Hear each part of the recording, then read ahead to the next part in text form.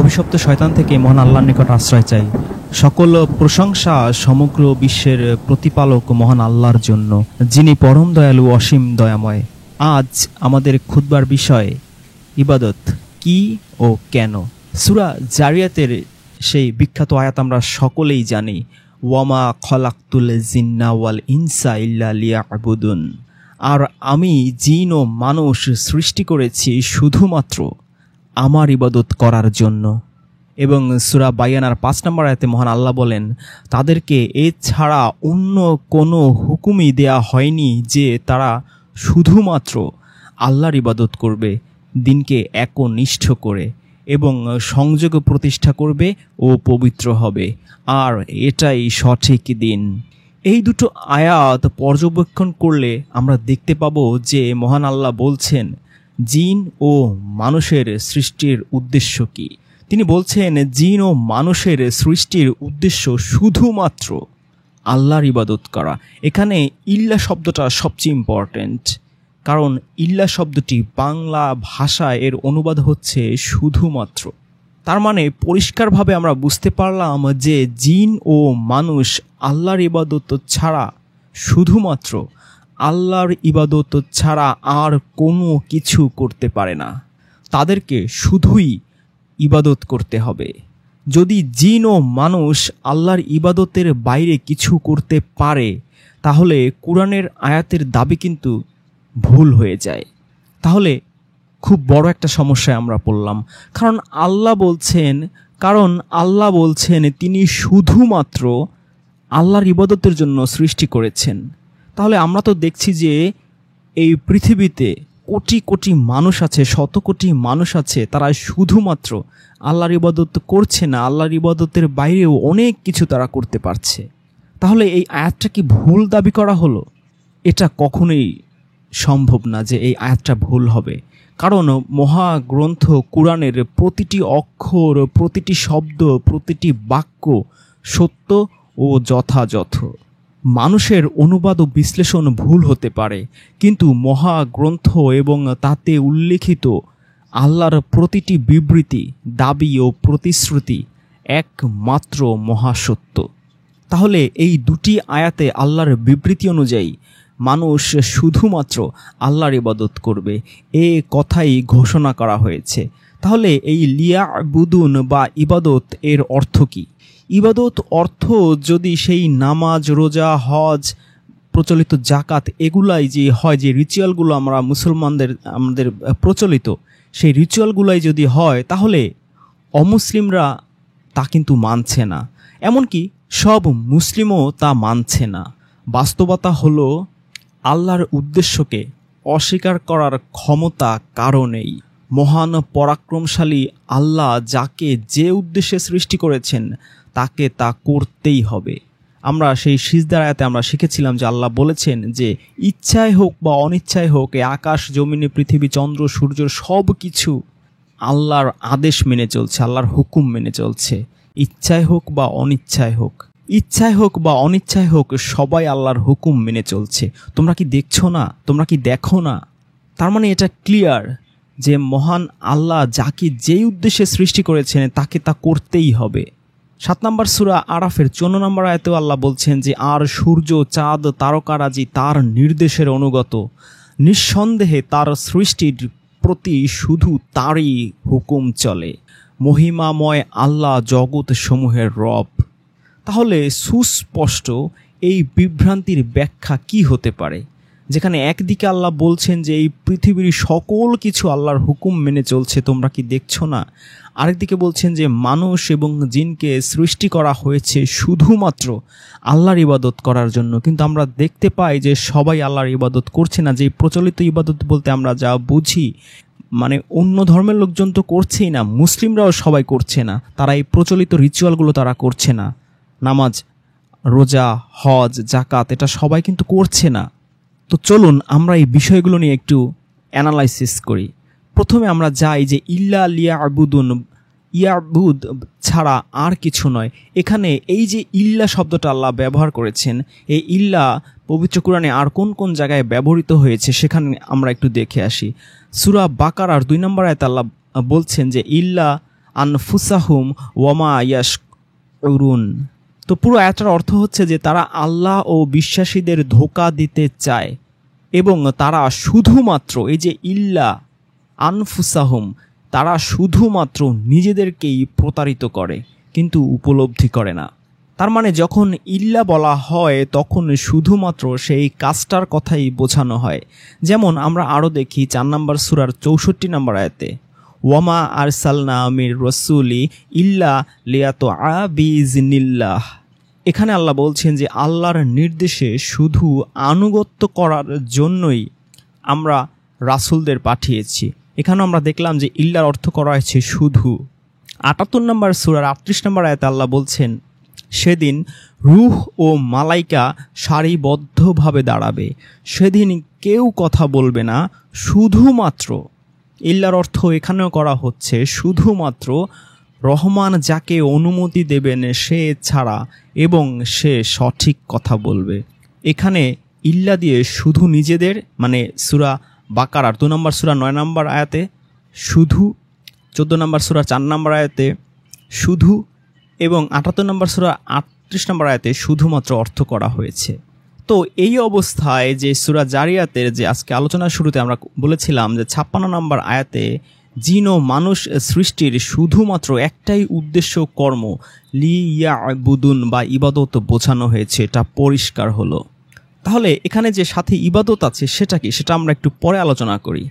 যেমন আগেই আমরা বলেছি যে আল্লাহর উদ্দেশ্যকে অস্বীকার করার ক্ষমতা কারণেই মহান পরাক্রমশালী আল্লাহ যাকে যে উদ্দেশ্যে সৃষ্টি করেছেন তাকে সে কাজই করতে হবে। তাহলে সব মানুষ কিভাবে ইবাদত করছে? আমরা বিশ্বাস করি মহান রবের মানুষ সৃষ্টির উদ্দেশ্য যথাযথই আছে, শুধুমাত্র আমরাই কুরআন থেকে বহু দূরে সরে গেছি। এ কারণেই বিচার দিবসে মোহাম্মদ রাসূলুল্লাহ বলবেন, হে প্রভু, আমার জাতির লোকেরা, আমার উম্মতেরা এই কুরআনকে পরিত্যাজ্য ঘোষণা করেছিল, পরিত্যাগ করেছিল। এবার আমরা দেখি হযরত ঈসা আলাইহিস সালাম তিনিও কিয়ামতে কি কথা বলবেন। 5 নম্বর সূরার 118 নম্বর আয়াতে যদি আমরা যাই, সেখানেও আমরা একই জিনিস দেখব। তিনি বলছেন যে আপনি যদি তাদেরকে শাস্তি দেন তারা তো আপনারই ইবাদ, আর যদি তাদেরকে ক্ষমা করেন নিঃসন্দেহে আপনিই মহাপরাক্রমশালী প্রজ্ঞাবান। 14 নম্বর সূরার 31 নম্বর আয়াতে বলা হচ্ছে যে আমার ইবাদদের মধ্যে যারা ঈমান এনেছে তাদের বলো সালাত কায়েম করতে, এবং আমি তাদেরকে যে রিজিক দিয়েছি তা থেকে গোপনে ও প্রকাশ্যে ব্যয় করতে, সেই দিন আসার আগে যেদিন কেনাবেচা হবে না, বন্ধুত্বও থাকবে না। তাহলে এ দুটো আয়াতে এমন ইবাদি বা ইবাদুকা, এই দুটো শব্দ দিয়ে দুই দল মানুষের কথা বলা হচ্ছে। এক দল ঈমান এনেছে, আর এক দল ঈমান আনেনি। ঈসা আলাইহিস সালাম যে কথাটা বলেছেন যে আপনি যদি তাদেরকে শাস্তি দেন তারা তো আপনারই ইবাদ। বোঝা যাচ্ছে যে যারা আল্লাহর প্রার্থনা করে শুধু তারাই ইবাদ নয়, তারাও ইবাদ যারা আল্লাহকে অস্বীকার করে, অর্থাৎ যারা অমুসলিম তারাও। তার মানে আমরা বুঝলাম যে সকল মানুষই আল্লাহর ইবাদ। যারা ঈমানদার বা বিশ্বাসী তাদের বাইরে বিভিন্ন শ্রেণীর মানুষকে আল্লাহ বিভিন্নভাবে উল্লেখ করেছেন। তিনি নিজেই বলেছেন আহলুল কিতাব, আল্লাযিনা হাদু, আল্লাযিনা আমানু, মুজরিমুন, নাসারা, মাজুস, সাবেই ইত্যাদি। যেমন 22 নম্বর সূরার 17 নম্বর আয়াতে আল্লাহ বলছেন যারা মুসলিম, যারা ইহুদি, সাবেই, খ্রিস্টান, অগ্নি উপাসক এবং যারা শিরক করেছে, নিশ্চয়ই কিয়ামতের দিন আল্লাহ তাদের মধ্যে মীমাংসা করে দেবেন। নিশ্চয়ই আল্লাহ সব কিছু প্রত্যক্ষকারী। একই রকম কথা আল্লাহ সূরা বাকারার 62 নম্বর আয়াতে এবং সূরা মায়েদার 69 নম্বর আয়াতে বলেছেন যে ঈমানদারদের সঙ্গেই ইহুদি, নাসারা, সাবিনদের কথা আল্লাহ উল্লেখ করেছেন। এবার আমরা দেখি 50 নম্বর সূরার 10 এবং 11 নম্বর আয়াতে আল্লাহ কি বলছেন, আর উঁচু খেজুর গাছ যাতে আছে খেজুর গুচ্ছ স্তরে স্তরে সাজানো, আরবিটা হচ্ছে কি রিজকান লিল ইবাদি, আর আমি পানি দিয়ে জীবন্ত করে তুলি মৃত জমিনকে, এভাবেই বের করা হবে। তো প্রশ্ন হচ্ছে যে গাছের খেজুর কি শুধু যারা আমরা প্রচলিত রিচুয়াল করি, যে নামাজ রোজা করি তাদের জন্য? নিশ্চয়ই না। এই আয়াতে যে রিজকান নাস বা মানুষের জন্য আল্লাহ বলতে পারতেন, কিন্তু আল্লাহ রিজকান নাস না বলে তিনি বলছেন রিজকান লিল ইবাদ। তো এসব আয়াত থেকে আবারও আমরা বুঝতে পারলাম যে মুসলিম, ইহুদি, সাবেই, খ্রিস্টান, অগ্নি উপাসক, মুশরিক সব ধরনের মানুষই হচ্ছে আল্লাহর ইবাদ। এবার আমরা একটু ভিন্ন আঙ্গিকে দেখি। মহাগ্রন্থ কোরআনের এই ঘটনাটার সাথে আমরা মোটামুটি সবাই পরিচিত। অভিশপ্ত শয়তানকে তাড়িয়ে দেওয়ার সময় মহান আল্লাহর সাথে যেই কনভারসেশনটা হয়েছে, যে কথোপকথনটা হয়েছে, সেটা একটু আমরা দেখি। তিনি বললেন, তুই ওখান থেকে বেরিয়ে যা, কারণ তুই অভিশপ্ত। প্রতিদান দিবস পর্যন্ত বর্ষিত হবে তোর উপর লানত। সে বলল, প্রভু আমাকে অবকাশ দিন পুনরুত্থান দিবস পর্যন্ত। তিনি বললেন, যা, তুই তাদের অন্তর্ভুক্ত যাদের অবকাশ দেয়া হয়েছে অবধারিত সময়টির কিয়ামত আগমন পর্যন্ত। সে বলল, প্রভু যেহেতু আপনি আমাকে বিপথগামী করেছেন, সেজন্য আমি পৃথিবীতে মানুষের জন্য বিপথগামিতাকে চাকচিক্যময় করে তুলব এবং তাদের সবাইকে বিপথগামী করে ছাড়ব, শুধুমাত্র তাদের মধ্যে আপনার মুখলেস বান্দা ছাড়া। ইল্লা আবাদাকা মিন হুমুল মুসলিমিন। আল্লাহ বললেন, এটাই আমার কাছে পৌঁছানোর সরল পথ। আমার ইবাদীদের উপর তোর কোনো কর্তৃত্ব খাটবে না। শুধু যারা বিভ্রান্ত তারাই তোর অনুসরণ করবে। অবশ্যই তাদের সবার প্রতিশ্রুত স্থান হলো জাহান্নাম। 15 নম্বর সূরার 34 থেকে 43 আয়াত। তো রাব্বুল আলামিন এখানে তার দাস বা ইবাদদের সুস্পষ্টভাবে দুটি দলে ভাগ করেছেন। এই দুটি দলই আল্লাহর ইবাদ বা বান্দা। তবে যেসব ইবাদ শয়তানের অনুসারী, সেসব ইবাদ জাহান্নামে যাবে। তাহলে সার কথা কি দাঁড়ালো? আবেদ বা ইবাদ হলো তারাই যারা আল্লাহকে মান্য করে এবং যারা আল্লাহকে অমান্য করে, উভয় দল। তারা কেউ জান্নাতে থাকবে এবং কেউ জাহান্নামে থাকবে। এই দলে গোটা জিন ও মানব সমাজ অন্তর্ভুক্ত। তো কুরআনের এই ব্যাখ্যার আলোকেই শুধুমাত্র সূরা জারিয়াতের 56 নম্বর আয়াতের অর্থ সত্য প্রমাণিত হয়। আমি জিন ও মানুষকে সৃষ্টি করেছি শুধু আমার ইবাদত করার জন্য। ইবাদ হলো আল্লাহর বান্দা বা দাস, আর ইবাদত হলো দাসের কাজ করার স্বাধীনতা, ক্ষমতা বা শক্তি। অদৃশ্য থেকে দৃশ্যমান সব কিছুই আল্লাহর সৃষ্টি করেছেন। সব কিছু আল্লাহর নিয়ম অনুযায়ী চলে। শুধুমাত্র মানুষ ও জিন আল্লাহর স্বাধীন দাস বা মুক্ত গোলাম। অন্য কোনো কিছু মুক্ত বা স্বাধীন নয়। এই মুক্ত স্বাধীন অবস্থা জিন ও মানুষকে আল্লাহর সীমারেখার বাইরে নিয়ে যেতে পারে না। আসলে আল্লাহর সীমারেখা কেউ জানে না। সীমারেখার বাহির বলতেও কিছু নেই। মানুষ একই সঙ্গে স্বাধীন দাস ও আল্লাহর খলিফা। এই দৃষ্টিকোণ থেকে আয়াতটির পারফেক্ট অনুবাদ কি হতে পারে? আমি জিন ও মানুষকে সৃষ্টি করেছি শুধু স্বাধীন কর্মী হিসেবে, অথবা আমি জিন ও মানুষকে সৃষ্টি করেছি শুধু স্বাধীনভাবে কাজ করার জন্য। তো প্রাসঙ্গিক একটা প্রশ্ন চলে আসে যে একজন ইবাদের কাজ কি? সহজ উত্তর হলো ইবাদত করা। ইবাদত বা ইবাদা হলো একটা সুনির্দিষ্ট পথ অনুসরণ করা অথবা সুনির্দিষ্ট পথ অনুসরণ না করা। এই কথা আল্লাহ রাব্বুল আলামিন কুরআনে উল্লেখ করেছেন এবং আল্লাহর রাসূল তার কমকেও বলেছেন। 3 নম্বর সূরার 51 নম্বর আয়াতে, আল্লাহই আমার রব ও তোমাদের রব, সুতরাং তারই ইবাদত করো, এটাই সিরাতুল মুস্তাকিম। 43 নম্বর সূরার 64 নম্বর আয়াতেও একই কথা, যে আল্লাহই আমার রব এবং তোমাদের রব, সুতরাং তোমরা কেবল তারই ইবাদত করো, এটাই সিরাতুল মুস্তাকিম। সুতরাং রবের ইবাদত করাই হলো বান্দার কাজ। আর এই কাজের পরিণাম কি? হাজা সিরাতুল মুস্তাকিম।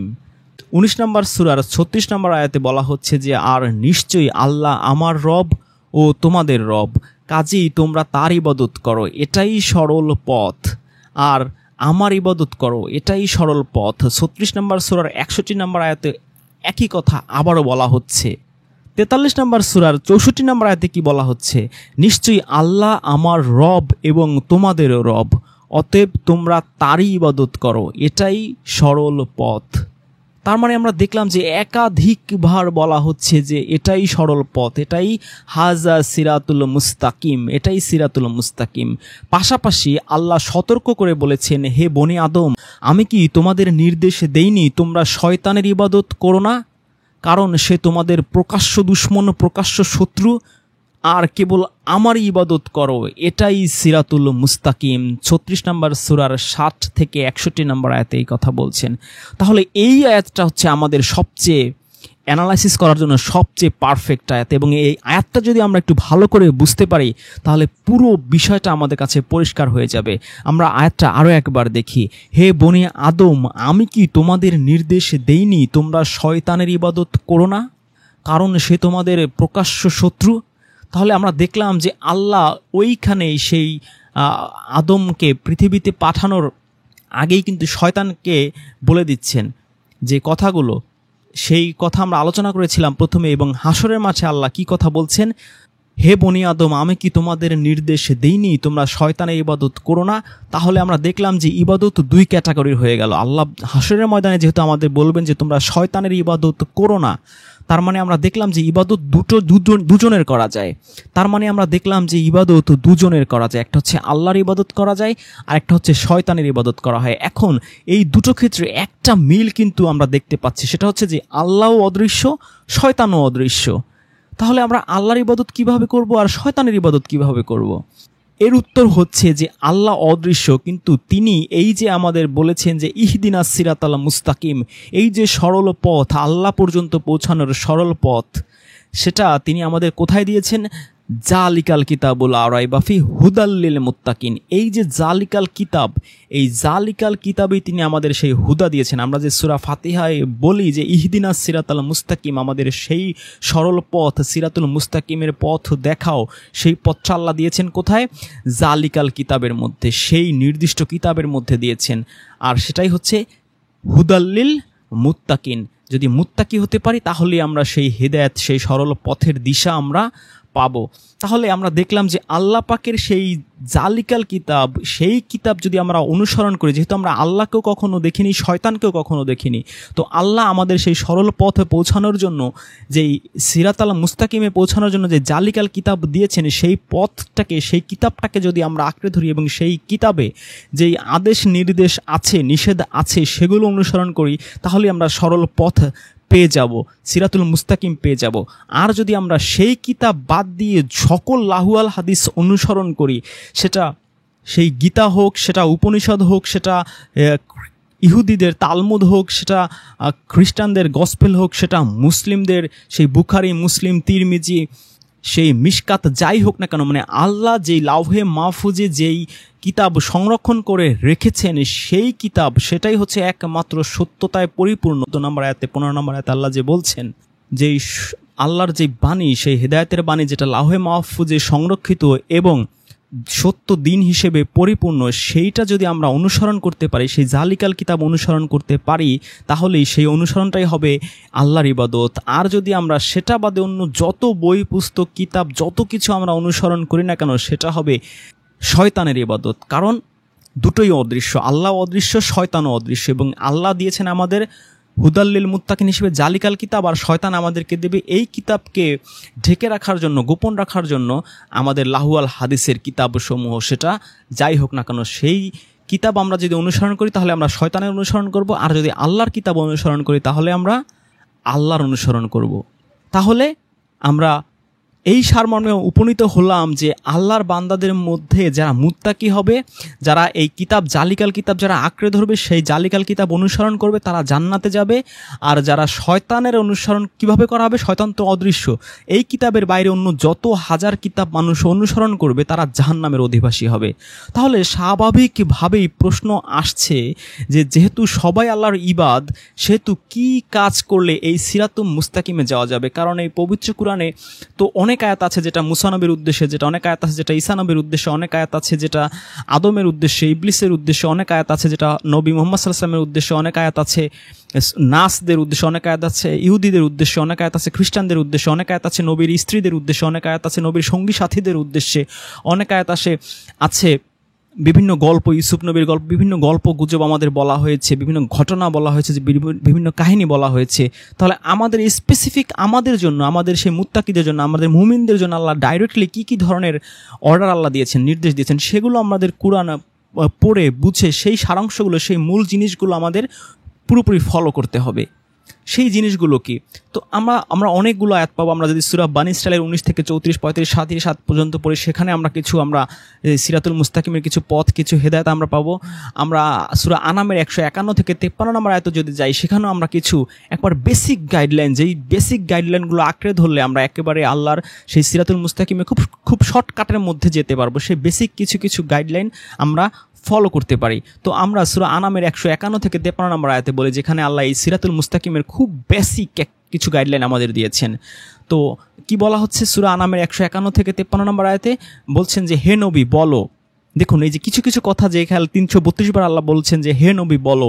তো এই যে হে নবী বলো বলছেন আল্লাহ, কিন্তু তো লাহুল হাদিসে কিন্তু নবী ডাইরেক্ট নিজে কথা বলছেন, কিন্তু আমরা হাসান আল হাদিসে আসলেই দেখতে পারি যে আল্লাহ নবীকে বলতে বলছেন, 332 বার বলতে বলছেন। অনেক সময় কাফেররা প্রশ্ন করে, অনেক সময় ইহুদিরা প্রশ্ন করে, অনেক সময় মুশরিকরা প্রশ্ন করে, অনেক সময় মুনাফিকরা প্রশ্ন করে, অনেক সময় মুমিন বান্দারা প্রশ্ন করে। এই সকল প্রশ্ন যখন যেই ধরনের প্রশ্ন করা হতো, আল্লাহ রাসূল মন গড়া কিছুই বলতেন না। তার কাছে এই ওহী নাজিল হতো, সেই লাহে মাহফুজের সেই জালিকাল কিতাব যখন নাজিল হতো, তখন তিনি সেই অনুসারে বলতেন। এখানে আমরা সেই একই রকম একটা জিনিস পেলাম।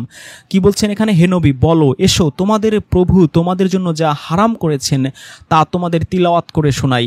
সেগুলো হলো, তোমরা তার সাথে কোনো কিছুকেই শরীক করবে না, পিতামাতার প্রতি ইহসান করবে, দরিদ্রতার ভয়ে তোমাদের সন্তানদের হত্যা করবে না, কারণ আমি তাদের এবং তোমাদেরকেও রিজিক দেই।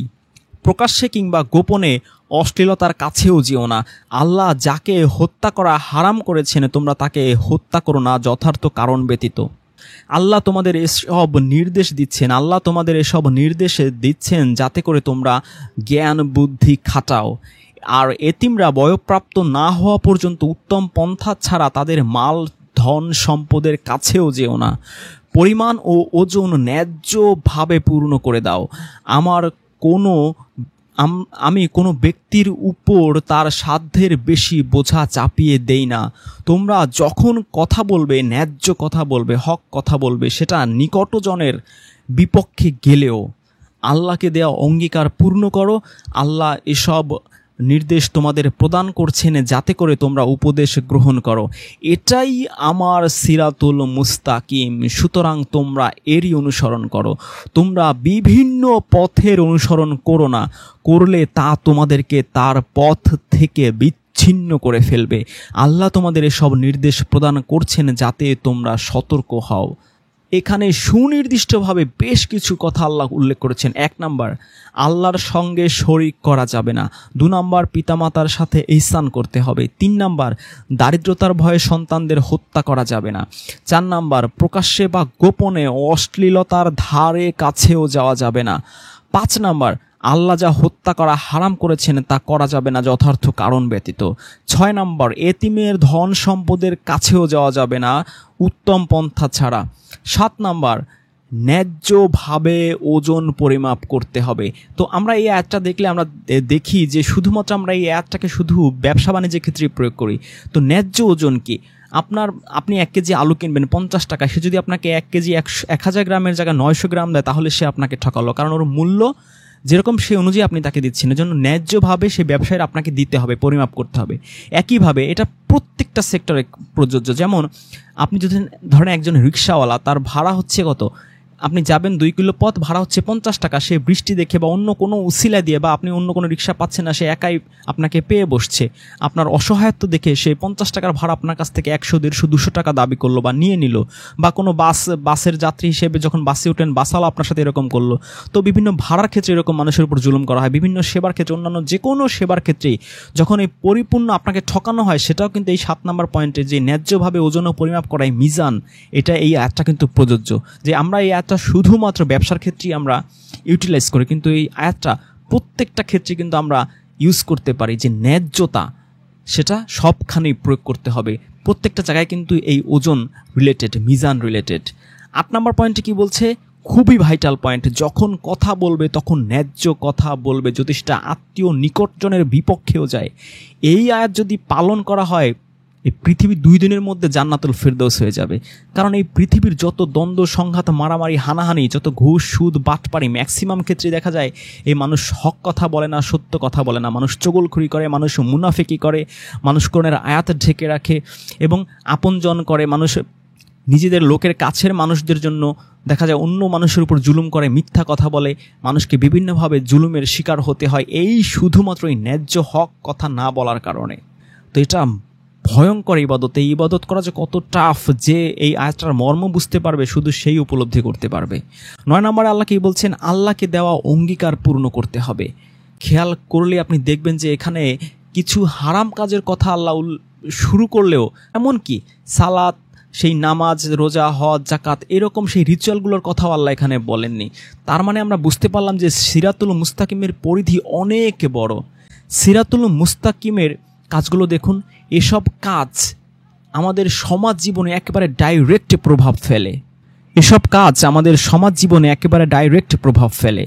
অন্যদিকে যে প্রচলিত রিচুয়ালগুলো আমরা করি, সেই রিচুয়ালে কিন্তু সমাজে কোনো ইম্প্যাক্ট পড়ে না। এটা নিজে একা একা মানুষ সেই ইবাদতগুলো করে, সেই একা একাই রিচুয়ালগুলো করে, এতে তার ব্যক্তির হয়তো কোনো উপকার হতে পারে, কিন্তু এর ইম্প্যাক্ট কিন্তু পরিবারে বা সমাজে বা রাষ্ট্রে পড়ে না। কিন্তু আল্লাহ এই যে 10টা পয়েন্ট বললেন সূরা আনামের 151 থেকে 53, এগুলো যদি মানুষ পালন করে তাহলে পুরো সমাজ, দেশ, জাতির উপরে তার দারুণ একটা ইম্প্যাক্ট পড়ে, দেশ পরিবর্তন হয়ে যায়। যেরকম ইম্প্যাক্ট আমরা জাপানে দেখি, ইউরোপের বিভিন্ন দেশে দেখি।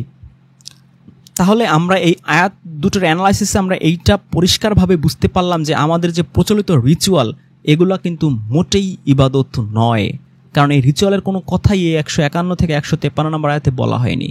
98 নম্বর সূরার 5 নম্বর আয়াত আপনি দেখুন, তাদেরকে এছাড়া অন্য কোনো হুকুমই দেয়া হয়নি যে তারা শুধুমাত্র আল্লাহর ইবাদত করবে দিনকে একনিষ্ঠ করে এবং সালাত কায়েম করবে ও পবিত্র হবে, আর এটাই সঠিক দিন। 20 নম্বর সূরার 14 নম্বর আয়াতে কি বলা হচ্ছে? নিশ্চয়ই আমি আল্লাহ, আমি ছাড়া কোনো ইলা নেই, সুতরাং আমার ইবাদত করো এবং আমার স্মরণে সালাত কায়েম করো। এই দুটো আয়াত একটু মনোযোগ দিয়ে দেখুন এখানে ইবাদত ও সালাত দুটো সম্পূর্ণ পৃথক জিনিস হিসেবে আল্লাহ উল্লেখ করেছেন। ইবাদত বা ইবাদাকে সিরাতুল মুস্তাকিমের সঙ্গে যুক্ত বা শর্ত করা হয়েছে, যেটা আমরা 151 থেকে 153 নম্বর আয়াতে সূরা আনামে দেখলাম। আর এই দুটো আয়াতে আমরা দেখলাম যে ইবাদত থেকে এই সালাতটাকে পুরোপুরি আলাদা করা হয়েছে। তাহলে আমরা এই 3টা বিষয় পর্যবেক্ষণ করে আমরা কি বুঝতে পারলাম? আমরা বুঝতে পারলাম যে মানুষের জন্য, মানুষ ও জিন ছাড়া অন্য সব সৃষ্টি নির্দিষ্ট পথ ও পদ্ধতি অনুসরণ করে, কিন্তু জিন ও মানুষের জন্য সত্য ও মিথ্যা বা হক ও বাতিল এই দুটো পথের যে কোনো একটি অনুসরণের যোগ্যতা বা স্বাধীনতা মহান আল্লাহ দিয়েছেন। এই অবস্থায় মানুষকে দেওয়া স্বাধীনতার শক্তিকে ব্যবহার করে সত্যের পথ বা সিরাতুল মুস্তাকিম বেছে নিতে পারে সে, অথবা অন্য যে কোনো ভুল পথও সে বাছাই করতে পারে। এক্ষেত্রে আল্লাহ কাউকে জোর করেন না, কারণ লা ইকরাহা ফিদ্দিন, মূলত তিনি আল্লাহ এই সিদ্ধান্ত নিয়ে যে কোনো পথ ও মত অনুসরণের অধিকার ও ক্ষমতা মানুষকে দিয়েছেন। মানুষের জন্য এই স্বাধীনতার শক্তির নামই হলো ইবাদত। যে কেউ আল্লাহর ঘোষিত সিরাতুল মুস্তাকিম থেকে দূরের কোনো পথে চলতে চাইবে সে তা করতে পারবে। এক্ষেত্রে তাকে আল্লাহর দেওয়া শক্তি, বুদ্ধি, চিন্তা শক্তি, অর্থ, বিত্ত, বৈভব, ক্ষমতা ইত্যাদি ব্যবহার করেই ভুল পথে আগাতে হবে। এসব আল্লাহরই দেয়া, আল্লাহর দেওয়া এসব নিয়ামত ব্যবহারের অধিকারের নামই হলো ইবাদত।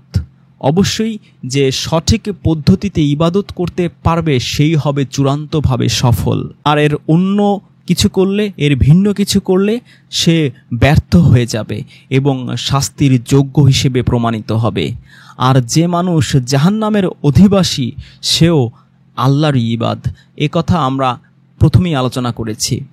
সুতরাং সুস্পষ্ট হলো যে ইবাদত হলো আল্লাহর পথ অনুসরণ করা বা না করার স্বাধীনতার শক্তি বা ক্ষমতার নাম, যা স্বয়ং আল্লাহ মানুষ ও জিনকে দিয়েছেন। যেহেতু একজন ইবাদ বা বান্দা সত্য ও মিথ্যা যে কোনো পথই বাছাই করার আল্লাহ প্রদত্ত শক্তি ব্যবহার করতে পারে, সেহেতু এই স্বাধীনতার শক্তির ব্যবহারই হলো ইবাদত। ইবাদত হলো বান্দার স্বাধীনতার অধিকার। এই স্বাধীনতাই হলো মানুষের মহান স্রষ্টা প্রদত্ত মৌলিক অধিকার ও মর্যাদা। যুগে যুগে এই স্বাধীনতার দাবিতেই কোটি কোটি মানুষের প্রাণ ঝরে গেছে, ধ্বংস হয়েছে কত শত দেশ সভ্যতা, গড়ে উঠেছে কত নগর জনপদ। আর মহান আল্লাহ কি তা উপেক্ষা করে গেছেন? মোটেই না, বরং এই স্বাধীনতার অধিকার মানুষকে বারবার ফিরিয়ে দিয়েছেন তিনি। এটাই মহাগ্রন্থ আল কিতাবের মূল বক্তব্য, যা মানুষ সৃষ্টির উদ্দেশ্য। স্রষ্টার ইবাদত করা বা স্রষ্টার দেওয়া স্বাধীনতার শক্তির ব্যবহার করা, শুধুমাত্র এজন্যই মানুষকে সৃষ্টি করা হয়েছে। অথচ ইবাদতের মূল অর্থ পরিবর্তন করে কিছু সুনির্দিষ্ট রিচুয়ালকে ইবাদত হিসেবে বেঁধে দেয়া হয়েছে।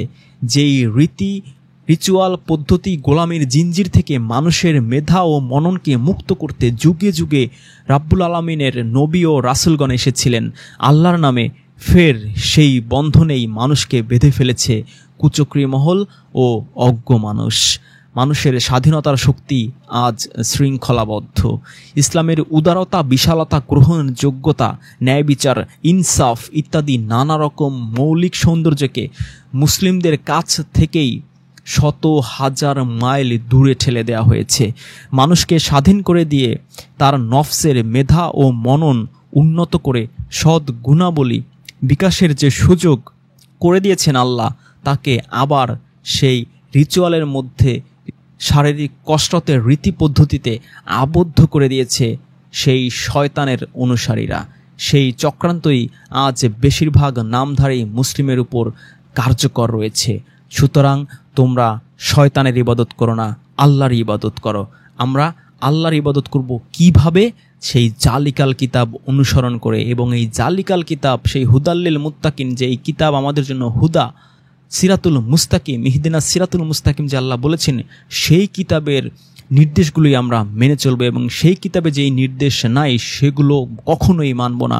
এবং সেই কিতাবের বাইরে অন্য যত শত হাজার লাহুয়াল হাদিস আছে সেগুলো থেকে দূরে থাকবো, কারণ সেগুলো শয়তানের আবিষ্কার। যে কথাটা আল্লাহ পবিত্র কুরআনেই বলে দিয়েছেন যে আমি প্রত্যেক নবী ও রাসূলদের জন্য শত্রু করে দিয়েছি এই শয়তানকে। তারা এই চাকচিক্যময় লাহুয়াল হাদিস এর মধ্যে ইনক্লুড করে মানুষকে আহসানাল হাদিস থেকে দূরে রাখার জন্য। তো আল্লাহ পাক আমাদের সবাইকে আল্লাহর প্রকৃত ইবাদত করার তৌফিক প্রদান করুন এবং তার খাঁটি মুমিন মুত্তাকি হওয়ার হেদায়েত নসিব করুন। আলহামদুলিল্লাহি রাব্বিল আলামিন।